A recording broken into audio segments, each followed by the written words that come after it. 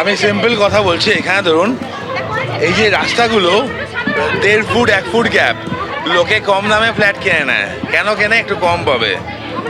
Illegal construction রমরমা। আমি আবার বলছি সরকারের দোষ, আমি আবার বলছি মিউনিসিপ্যালিটির দোষ, একই সাথে আমারও দোষ। আমার মানে আমি ব্যক্তি ধরুন না, একদম আমি নয়, যারা কিনছে তাদেরও দোষ। কারণ তারা দেখছে কমে পাচ্ছে, তারা নিয়ে নিচ্ছে। এই তো হচ্ছে ইস্যু। এবার যদি এগুলোকে ভাঙা শুরু হয়, পাবলিক সাফার করবে। লিগ্যালি হলে এই বিল্ডিংটা থাকা উচিত নয়, যেমন এটা কভার হওয়া উচিত। হচ্ছে স্কুলটা বন্ধ করে সেখানে ব্যাডমিন্টন কোর্ট, এটা কিছু কিছু জায়গা এটা দেখো, এটা নাকি স্বাস্থ্যকেন্দ্র, স্বাস্থ্যকেন্দ্রের ওপরে টেনিস একাডেমি। কি করে হয়? আরো মজার ব্যাপার আছে। এর পেছনেও কি দেবরাজ? বলি এই যে একাডেমি মেনটেন করে মিউনিসিপ্যালিটি থেকে 60,000 টাকা যে ভাড়া নেওয়া হয়, মিউনিসিপ্যালিটিতে কোনোদিন জমা হয়নি। পুরো টাকাটা জমা হতো গিয়ে সঞ্জয় দাসের পকেটে।